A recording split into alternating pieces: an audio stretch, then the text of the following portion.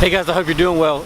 Now that summer's officially here, you ought to be running your irrigation systems on a pretty regular basis. Something to keep in mind is that it's very important to not only water your yard, but to know when you're watering it, and more importantly, when not to water it. You'll see behind me, today is a perfect example of when you would not want to water your yard. Take a look at all of this overspray that we're getting.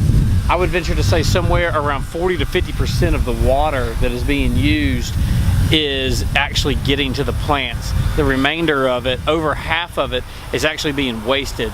It's landing what we call off target. So the reason for this is that we've got high winds today. So whenever it's really windy, you want to try to avoid watering your yard, your landscape, or anything like that.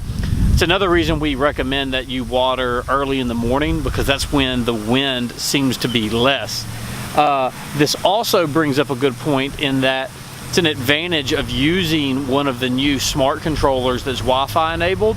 These are actually tethered to your local weather stations that are surrounding all over the city.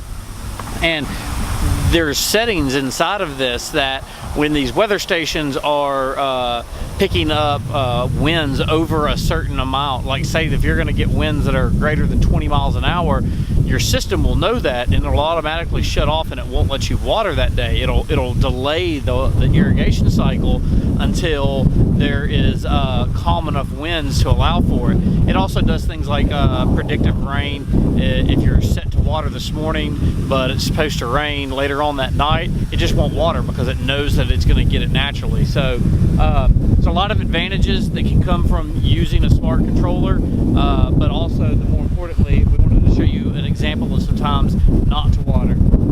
As you can see right here behind me, all this water is just kind of taking off in the wind. It's going to get wasted. If you got any questions, need any help, need any suggestions, let us know. Look forward to hearing from you.